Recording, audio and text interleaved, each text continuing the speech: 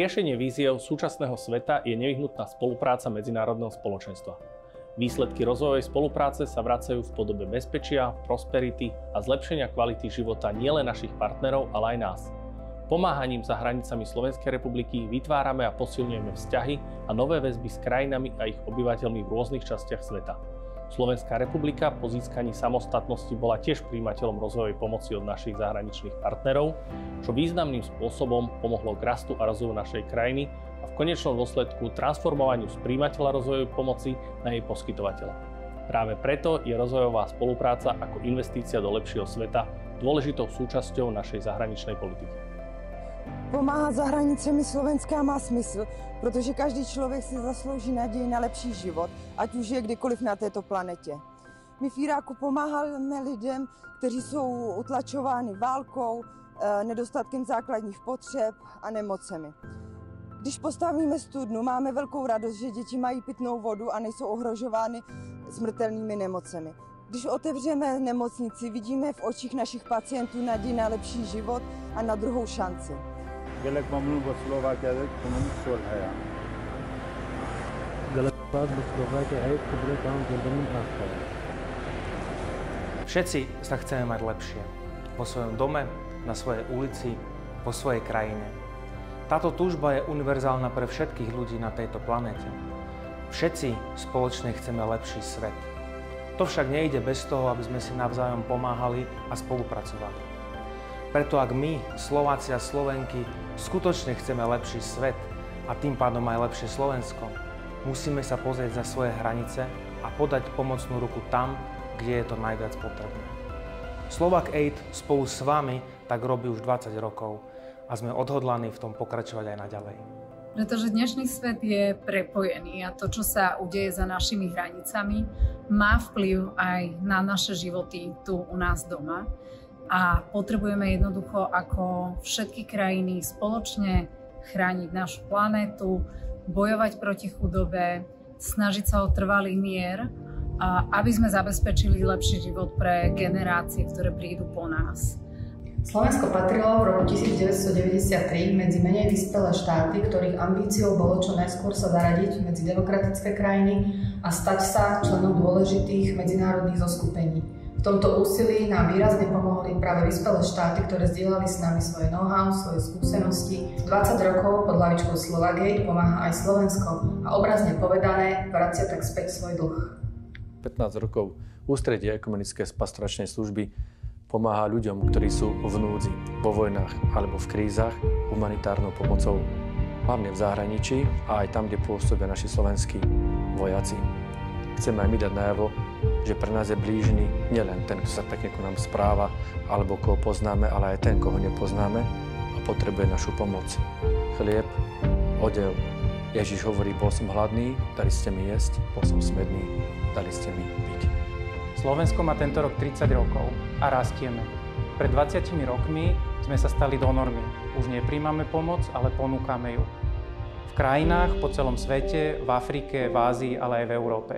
Dnes vidím, že naša rozvojová spolupráca je komplexná, vyspelá a nepozná hranice.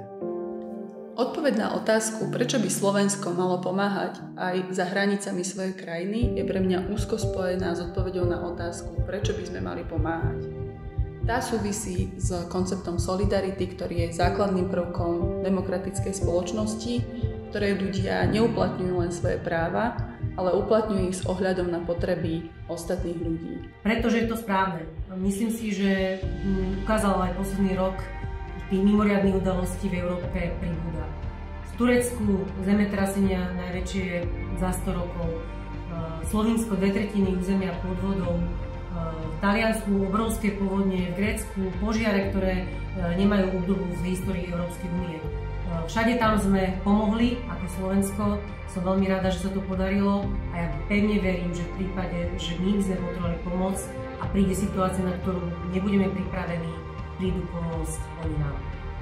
Myslím si, že najlepšie odpoveď vystihujú slova anglického spisovateľa Johna Downa, ktoré sme mimochodom použili aj ako motto v jednom z našich prvých národných programov, a ktorý hovorí, že nikto nie je ostrovom samým pre seba. Preto si myslím, že máme Slovagate a preto si myslím, že aj Slovagate ešte dlhé roky budeme mať. Osobne si myslím, že netreba rozmýšľať nad tým, či pomáhať v zahraničí alebo či pomáhať doma, ale treba sa zamyslieť skôr nad tým, či chceme pomáhať a či budeme pomáhať. A to je jedno, na ktorom mieste zemegule. Krajina, ktorá chce byť dospelá a zodpovedná, musí žiť v globálnej komunite. To znamená, že aj pomáhať iným, ktorí sú vo väčšej núdzi ako oni. Slovensko by malo pomáhať vo svete, pretože veľa dostalo. Nie tak dávno sme boli ešte prijímajúcou krajinou rozvojovej pomoci. Slovensko by malo pomáhať vo svete, pretože globálne javy majú čoraz väčší dopad na obyvateľov Slovenskej republiky. Na Slovensku sa máme lepšie ako drvivá väčšina ľudí vo svete. Slovensko má 16-krát vyššie HDP ako priemer najmenej rozvinutých krajín. Zoberme si napríklad pitnú vodu. Na Slovensku má prístup k nej skoro každý. Vo svete viac ako 2 miliardy ľudí to šťastie nemajú a 1 miliarda ľudí žije v akútnej chudobe.